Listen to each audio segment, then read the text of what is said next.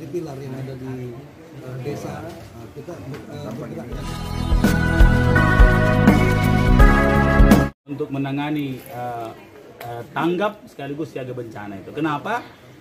Karena air itu sekarang menjadi bencana seluruh dunia.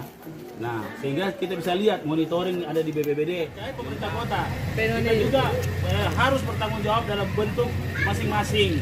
Masyarakat juga harus bersama-sama semua untuk menangani ini karena keputusan bersama. Karena banjir itu sekarang di mana-mana, tapi kan kita tahu ini menjadi banjir kronis, artinya sedikit hujan karena pengaruh birinjene itu di sini tergenang. Kita bisa lihat kualitas rumah-rumah menurun karena lembab semua. Nah, ini kan tidak baik untuk kesehatan, tidak bagus untuk tinggal. Nah, salah satu pendidikan bagi masyarakat, jangan membeli rumah di tempatnya air. Ya, cari himbauan, karena kalau tidak ada yang beli, tidak ada pasti yang bangun rumah di situ. Tapi kalau kita beli, tambah banyak orang bangun rumah nanti. Jangan beli rumah di dalam air, sesak nanti. Dan seperti itu.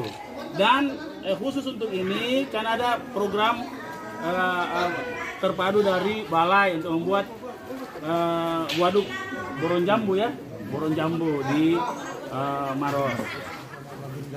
Selalu sama-sama dengan tripilar yang ada di desa, kita bergerak dengan cepat. Kemudian tadi menyinggung yang disampaikan Pak Ibu masalah bantuan. Mungkin kita jangan hanya mengandalkan dari pemerintah saja. Rekan-rekan yang mungkin juga mau berdonasi, kita siap bantu, baik dari Polri maupun TNI, kita siap untuk membantu menyalurkan. Ini itu tambah. Dan termasuk relawan-relawan, tolong berkoordinasi dengan camat setempat dan BPBD.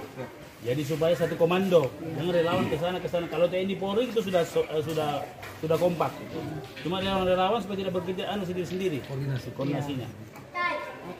Dan seluruh kontainer jadi posko banjir semua di wilayah masing-masing. Nah, semua monitoring banjir di kontainer masing-masing.